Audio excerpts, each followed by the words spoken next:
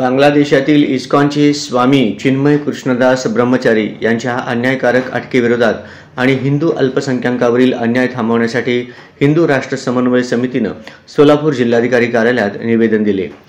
निवेदनात चिन्मय कृष्णदास यांची विनाअट सुटका करावी, हिंदू अल्पसंख्याकांच्या सुरक्षेसाठी पावले उचलावीत, तसेच संयुक्त राष्ट्रांनी यामध्ये हस्तक्षेप करावा अशी प्रमुख मागणी करण्यात आली।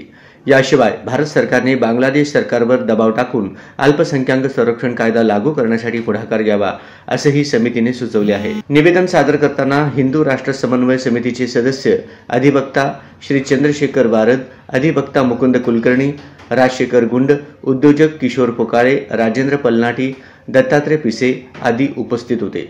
समितीने हिंदू अल्पसंख्याकांवरील अन्याय थांबवण्यासाठी तातडीने कार्यवाहीची मागणी केली आहे। महसूल विभागाचे तहसीलदार दिनेश पारगे यांनी निवेदन स्वीकारले असून वरिष्ठ अधिकाऱ्यांकडे मागण्या पोहोचवण्याचे आश्वासन दिले। तहसीलदारांनी दिलेल्या आश्वासनामुळे उपस्थितांना काहीसा दिलासा मिळाला असून पुढील टप्प्यात या मागण्यांसाठी ठोस उपाययोजना होण्याची अपेक्षा व्यक्त करण्यात आली आहे। पहिली मागणी आहे चिन्मय कृष्णदास यांची विनाअट सुटका व्हावी। त्यानंतर हिंदू अल्पसंख्याकांचे संरक्षण करण्याची जबाबदारी ही सरकारवरची आहे ती जाणून घ्यावी, आंतरराष्ट्रीय हस्तक्षेप यामध्ये करावा आणि बांगलादेश सरकारकडून अल्पसंख्याक संरक्षण धोरणाची मागणी यावेळी करण्यात आलेली आहे।